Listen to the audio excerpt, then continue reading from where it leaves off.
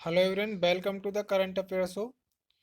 तो आज अब हम आपके लिए लेकर आए हैं 19 मई को लेकर के करंट अफेयर के कुछ महत्वपूर्ण क्वेश्चंस। दोस्तों, यदि आपने अभी तक हमारा चैनल सब्सक्राइब नहीं किया तो आप चैनल को सब्सक्राइब कर सकते हैं और अपनी नोटबुक साथ लेकर के बैठें, साथ ही साथ उनको नोट करते चलें, जिससे कि लॉकडाउन में बाद में आपको रिवाइज करने में परेशानी नहीं होगी और आपका जितना भी कोर्स है वो आपको शेड्यूल वाइज मिल जाएगा। एंड दोस्तों, जो भी इनके आपको राइट आंसर्स मालूम हो वो आप हमें कमेंट बॉक्स में बता सकते हैं, या आपके जो भी क्वेश्चंस हो आप हमें कमेंट कर सकते हैं, अगली वीडियो में उनको ऐड कर लिया जाएगा। दोस्तों, आपका पहला क्वेश्चन है, अंतर्राष्ट्रीय प्रकाश दिवस प्रत्येक वर्ष कब मनाया जाता है? तो आपके ऑप्शन हैं, ऑप्शन नंबर ए 14 मई, ऑप्शन नंबर बी 16 मई, ऑप्शन नंबर सी 15 मई, ऑप्शन नंबर डी 17 मई। दोस्तों, इसका राइट आंसर आप हमें कमेंट कर सकते हैं एंड इसका राइट आंसर होगा ऑप्शन नंबर बी 16 मई। अंतर्राष्ट्रीय प्रकाश दिवस प्रत्येक वर्ष 16 मई को मनाया जाता है। ठीक है, अब हम इसकी डिटेल्स के बारे में बात कर सकते हैं, तो आप डिटेल्स नोट करें। हम यहाँ पे देख सकते हैं, प्रतिवर्ष 16 मई को यूनेस्को द्वारा अंतर्राष्ट्रीय प्रकाश दिवस मनाया जाता है।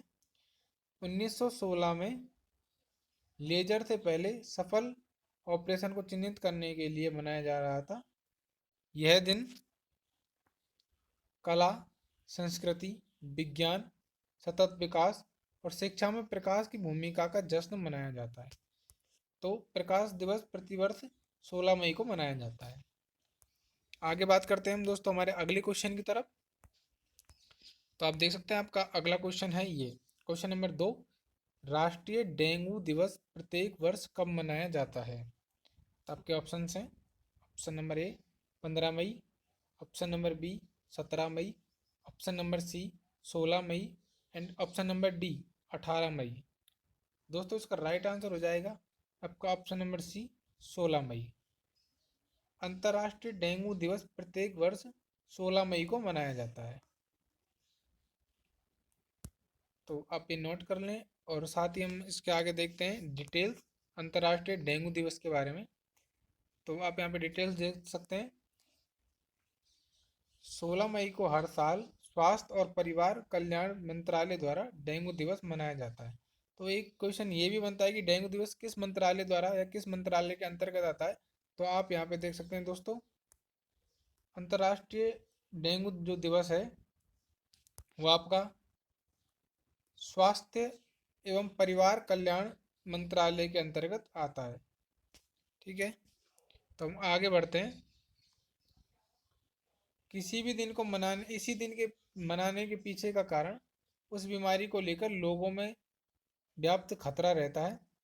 सरकार इस बीमारी को लेकर अब तक काफ़ी जागरूकता फैला पैदा कर चुकी है। भारत में डेंगू का एक समय आता है जब इस बीमारी बहुत ही व्यापक हो चुकी थी। ठीक है, तो आप यहाँ पे देख सकते हैं कि 16 मई को अंतर्राष्ट्रीय डेंगू दिवस मनाया जाता है और ये स्वास्थ्य और परिवार कल्याण मंत्रालय के अंतर्गत आता है। आगे बढ़ते हैं आपके अगले क्वेश्चन की तरफ। तो आपका अगला क्वेश्चन है दोस्तों, क्वेश्चन नंबर 3, सिक्किम दिवस प्रत्येक वर्ष कब मनाया जाता है? तो आपके ऑप्शन हैं, ऑप्शन नंबर ए 16 मई, ऑप्शन नंबर बी 20 मई, ऑप्शन नंबर सी 18 मई एंड ऑप्शन नंबर डी 21 मई। दोस्तों, इसका राइट आंसर हो जाएगा आपका ऑप्शन नंबर ए 16 मई। तो आप ये नोट करें, सिक्किम दिवस प्रत्येक वर्ष 16 मई को मनाया जाता है। तो सिक्किम राज्य की जो स्थापना थी वो 16 मई को हुई थी। आगे हम इसकी थोड़ी डिटेल्स देख लेते हैं। तो ये कुछ डिटेल्स हैं। सिक्किम ने अपना 46वां राज्य दिवस मनाया। प्रत्येक 16 मई को सिक्किम अपना राज्य दिवस मनाता है, क्योंकि 1975 में इसी दिन यह राज्य अस्तित्व में आया था। दोस्तों, आप यहाँ पे देख सकते हैं, ये दो तीन महत्वपूर्ण पॉइंट और निकल के आ रहे हैं, नोट करें कि 2021 के अंदर सिक्किम राज्य ने अपना कौन सा राज्य दिवस मनाया है? तो 46वां राज्य दिवस मनाया है, जो कि 16 मई को मनाया गया था। और सिक्किम राज्य की स्थापना कब हुई थी? तो सिक्किम राज्य की स्थापना हुई थी 16 मई 1975 में। ठीक है, अब हम आगे बढ़ते हैं दोस्तों। 1947 में भारत के स्वतंत्र होने के बाद सिक्किम ने भारत के साथ रक्षा का दर्जा प्राप्त जारी रखा। 1973 में राज्य में शाही विरोधी दंगे हुए। अंततः 1975 में सम्राट को पदस्थ कर दिया गया। एक जनमत संग्रह के द्वारा यह भारत में शामिल हुआ। यानी कि सिक्किम राज्य आज़ादी के बाद तक एक राजशाही राज्य रहा था, लेकिन 1973 में दंगों हुए थे राजशाही के विरुद्ध। उसके बाद 1975 में से भारत में पूर्ण रूप से शामिल कर लिया गया था। तो आगे बढ़ते हैं हमारे अगले क्वेश्चन की तरफ। Question number 4। तो आपका क्वेश्चन नंबर 4 है दोस्तों, अंतर्राष्ट्रीय शांति और एकजुटता दिवस प्रत्येक वर्ष कब मनाया जाता है? तो आपके ऑप्शन है, ऑप्शन नंबर ए 15 मई, ऑप्शन नंबर बी 17 मई, ऑप्शन नंबर सी 16 मई, ऑप्शन नंबर डी 18 मई। तो दोस्तों इसका राइट आंसर हो जाएगा ऑप्शन नंबर सी, अंतर्राष्ट्रीय शांति और एकजुटता दिवस प्रत्येक वर्ष 16 मई को मनाया जाता है। आगे हम इसकी डिटेल्स के बारे में अगर बात करें तो आप यहाँ पे इनकी डिटेल्स देख सकते हैं। 16 मई को अंतर्राष्ट्रीय शांति और एकजुटता दिवस के रूप में मनाया जाता है। संयुक्त राष्ट्र ने वर्ष 2017 में वैश्विक स्तर पर शांति, सहिष्णुता, समावेश, समझ और एकजुटता को बढ़ावा देने के लिए इस दिवस की घोषणा की थी। तो आप यहाँ पे दोस्तों नोट कर सकते हैं कि 16 मई को अंतर्राष्ट्रीय शांति और एकजुटता दिवस मनाया जाता है। और एक नया फैक्ट जो यहाँ पे निकल के आ रहा हुआ है कि इस दिवस को मनाने की शुरुआत या सुझाव किसका था? तो आप यहाँ पे देख सकते हैं ये यूएन संयुक्त राष्ट्र का सुझाव था। और अंतर्राष्ट्रीय शांति और एकजुटता दिवस की शुरुआत कब से हुई थी? तो आप यहाँ पे देख सकते हैं 16 मई 2017 से इसकी शुरुआत हुई थी। तो आप ये भी फैक्ट यहाँ पे नोट कर सकते हैं। आगे बढ़ते हैं हमारे अगले क्वेश्चन की तरफ। तो आप यहाँ पे हमारा अगला क्वेश्चन देख सकते हैं, हाल ही में न्यूजीलैंड के किस विकेट कीपर बल्लेबाज ने क्रिकेट के सभी प्रारूपों से संन्यास लेने की घोषणा कर दी है? तो आपके ऑप्शन हैं, option number A Corey Anderson, option number B Alan Finn, option number C Tim Southee and option number D BJ Watling. तो दोस्तों इसका राइट आंसर हो जाएगा आपका option number D BJ Watling. तो बीजे वाटलिंग ने न्यूजीलैंड के विकेट कीपर हैं जिन्होंने क्रिकेट के सभी प्रारूपों से संन्यास लेने की घोषणा कर दी है। अब इनके बारे में हम थोड़ी डिटेल यहाँ पे आगे देख सकते हैं। तो आप देखें, न्यूजीलैंड के बीजे वॉटलिंग विकेट कीपर बल्लेबाज ने क्रिकेट के सभी प्रारूपों से संन्यास लेने की घोषणा कर दी है। 2009 में टेस्ट डेब्यू करने वाले वॉटलिंग ने टेस्ट की सभी शाखाओं से अभी तक 38.11 की औसत से 3773 रन बनाए हैं। इनमें 8 सेंचुरी और 50 शामिल हैं। विजय वॉटलिंग ने अपने करियर में अभी तक 249 मैच लपके, उनके नाम 8 स्टंपिंग भी हैं। तो दोस्तों आप यहाँ पे कुछ महत्वपूर्ण फैक्ट और नोट कर सकते हैं कि बीजे वॉटलिंग ने अपने क्रिकेट जीवन की शुरुआत कब से की थी? तो उन्होंने 2009 से की थी। उन्होंने अब तक कितने रन बनाए हैं? तो उन्होंने 3773 रन बनाए हैं, 8 सेंचुरी और 50 की हैं, और 249 उन्होंने कैच पकड़े हैं, और 8 बार स्टंपिंग आउट भी की है। तो ये फैक्ट आप अपनी नोटबुक में नोट कर सकते हैं। आगे बढ़ते हैं अगले क्वेश्चन की तरफ। तो आपका अगला क्वेश्चन है ये क्वेश्चन नंबर 6, हाल ही में भारत में किस वैक्सीन को 2 से 18 वर्ष तक के बच्चों पर फेज 5 क्लिनिकल ट्रायल के लिए सीडीएस सीको की सीडीएस सीको पर कोविड-19 एक्सपर्ट कमेटी ने सिफारिश की है? तो आपके ऑप्शन हैं, option number A Pfizer BioNTech, option number B Sputnik 5, option number C Covaxin and option number D उपयुक्त में से कोई नहीं। दोस्तों इसका राइट आंसर हो जाएगा आपका ऑप्शन नंबर सी कोवैक्सीन। हाल ही में भारत ने कोवैक्सीन को 2 से 18 वर्ष तक के बच्चों पर फेज 5 क्लिनिकल ट्रायल के लिए सीडीएससीओ पर कोविड-19 एक्सपर्ट कमेटी ने सिफारिश की है। आइए अब हम कोवैक्सीन के बारे में अगले फैक्ट देख सकते हैं। तो आप यहाँ पे देखें, भारत में कोवैक्सीन को 2 से 18 वर्ष तक के बच्चों पर फेज 5 क्लिनिकल ट्रायल के लिए एक्सपर्ट कमेटी ने सिफारिश कर दी है। सीडीएससीओ यानी central drugs standard control organisation की कोविड-19 पर सब्जेक्ट एक्सपर्ट कमेटी ने यह सिफारिश की है। यह trial AIIMS Delhi, AIIMS Patna और Meditrina Institute of Medical Science Nagpur में किया गया है।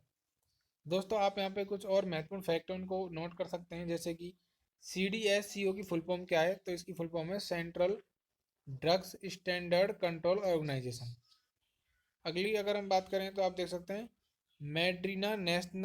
मेड्रीना इंस्टीट्यूट ऑफ मेडिकल साइंस कहाँ स्थित है, तो ये है दोस्तों नागपुर महाराष्ट्र में स्थित है। आगे बात करें हम अगले क्वेश्चन की तरफ, तो ये आपका क्वेश्चन नंबर 7 है। अब आप अपना क्वेश्चन नंबर 7 देख सकते हैं।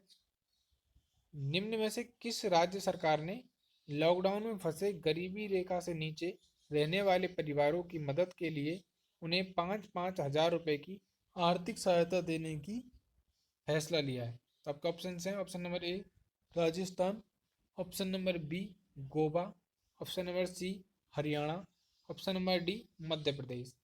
तो दोस्तों इसका राइट आंसर हो जाएगा ऑप्शन नंबर सी हरियाणा।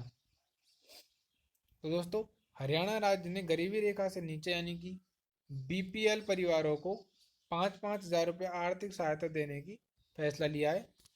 तो इसके बारे में दोस्तों हम आगे फैक्ट देख सकते हैं। हरियाणा के गृह मंत्री अनिल विज ने कहा कि गरीबी रेखा से नीचे रहने वाले परिवारों को 5,500 रुपये देने का फैसला लिया गया है, क्योंकि उनकी रोजी रोटी बंद हो गई है और उन्हें कोविड की वजह से घर में ही रखा गया है। दोस्तों इसमें जो महत्वपूर्ण फैक्ट है आप नोट कर सकते हैं। हरियाणा राज्य के गृह मंत्री कौन है, तो अनिल विज हरियाणा राज्य के गृह मंत्री हैं और उन्होंने BPL परिवारों को 5,500 रुपये की आर्थिक सहायता देने की मांग की है। दोस्तों हरियाणा के बारे में हम एक और फैक्ट देख सकते हैं कि जो किसान आंदोलन है वो मोस्टली हरियाणा के 3 बॉर्डरों पर हो रहा है, दिल्ली हरियाणा बॉर्डर पर। और अभी 16 मई को सिरसा में एक बहुत ही व्यापक आंदोलन हुआ था, जिसमें कि पुलिस ने लाठीचार्ज की थी और सोशल मीडिया पे बहुत ज़्यादा ट्रेंडिंग में वायरल रहा था। तो हम हमारे अगले क्वेश्चन की तरफ बढ़ते हैं। तो हमारा अगला क्वेश्चन है क्वेश्चन नंबर 8। हाल ही में रेटिंग एजेंसी मूडीज ने वित्त वर्ष 2022 के लिए भारत के सकल घरेलू उत्पाद GDP में वृद्धि दर का अनुमान घटाकर कितने प्रतिशत कर दिया है? तो आपके ऑप्शन हैं, option number A 7.3%, option number B 9.3%, option number C 8.3% and option number D 10.3%। दोस्तों इसका राइट आंसर हो जाएगा आपका ऑप्शन नंबर बी 9.3%। यानी कि हाल ही में रेटिंग एजेंसी मूडीज ने वित्त वर्ष 2022 के लिए भारत के सकल घरेलू उत्पाद में वृद्धि दर का अनुमान घटाकर 9.3% कर दिया है। अब हम आगे इसके बारे में फैक्ट देख सकते हैं।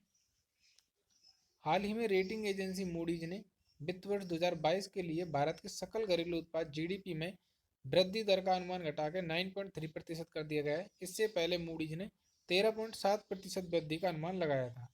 रेटिंग एजेंसी का मानना है कि हाल ही के वर्षों में इकोनॉमी की ग्रोथ कमजोर रहेगी, जिससे भारत की ग्रोथ की गुणवत्ता में गिरावट आएगी।